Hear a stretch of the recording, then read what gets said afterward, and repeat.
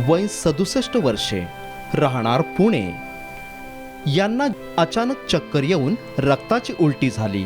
जे कसं मी नेहमीप्रमाणे रुटीन वर्क करून घरी आलो असताना एकदम अशी मला चक्कर आली आणि रक्ताची उलटी झाली. त्या रक्ताच्या उलटीमध्ये जवळजवळ 1-1.5 लिटर रक्त पडलं.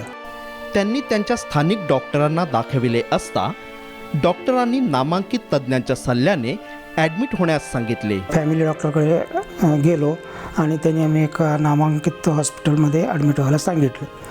नंतर तिथंसुद्धा OPDमध्ये बसलो असताना मला बराच वेळ बसावं लागलं आणि तिथं चक्कर आली आणि तिथेही रक्ताची उलटी झाली. तीसुद्धा जवळजवळ 1 लिटरभर रक्त तिथं पडलं.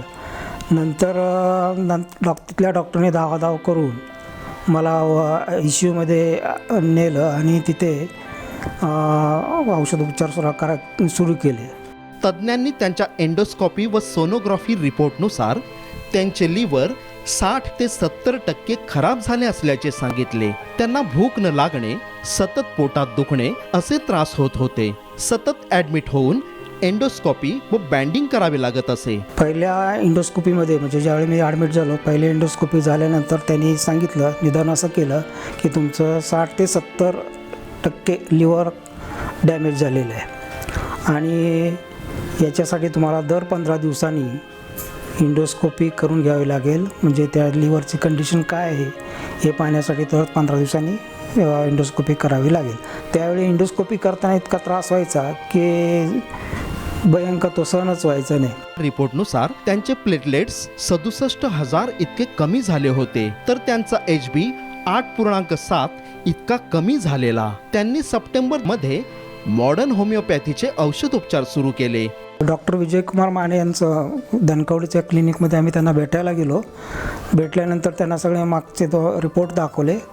इवन लिव्हर सिरोसिस डिटेक्ट व्हायच्या अगोदरचे पण रिपोर्ट दाखवले आणि त्यांनी ते रिपोर्ट पाहून सांगितलं की तुम्ही अगदी योग्य वेळेत तिथं आलात. कारण लोक अगदी शेवटच्या स्टेजला माझ्याकडे येतात, परंतु आम्ही जे पेपर चालवतो ना ती योग्य वेळ होती आणि त्यांनी सांगितलं की हा आजार तुमचा मी पूर्णपणे बरा करू शकतो. मॉडर्न होमिओपॅथीमध्ये आल्यानंतर त्यांच्यामध्ये आत्मविश्वास निर्माण केला गेला. औषधोपचार सुरू केल्यानंतर अगदी 8 दिवसातच त्यांना फरक पडला. त्यांना जेवण जाऊ लागले. त्यांनी औषधं दिली. औषध दिल्यानंतर एकदम 2-3 दिवसात आम्हाला फरक वाटू लागला की आम्हाला फ्रेश एकदम वाटायला लागलं. त्यांना उत्साह जाणवू लागला. त्यांना पूर्वी होणारे सर्व त्रास बंद झाले. शुगर नॉर्मल झाली, थायरॉईडचे पण प्रमाण कमी झालं, फ्रेशनेसपणाचा भरपूर आला. नोव्हेंबरच्या रिपोर्टनुसार त्यांचा HB 14.5 इतका वाढला, तर प्लेटलेट्स 96,000 इतके वाढले. त्यांना आता पूर्वीचा कोणताही त्रास होत नसून सध्याच्या फायब्रोस्कॅन रिपोर्टनुसार त्यांचा आजार बरा झाल्याचे दिसून आले आहे. त्यांना परत बँडिंगसाठी ॲडमिट व्हावे लागत नाही. डॉक्टर विजयकुमार माने यांनी दिलेले औषध घेण्याची जी पद्धत आहे ती अत्यंत सोपी आहे. ते फक्त घरच्या घरी राहून आणि कुठल्याही आर्थिक किंवा मानसिक त्रास न होता ते औषधं घरच्या घरी राहून घेता येतात. मॉडर्न होमिओपॅथीच्या औषधोपचारांसह सामान्य व आनंदी जीवन जगत आहेत.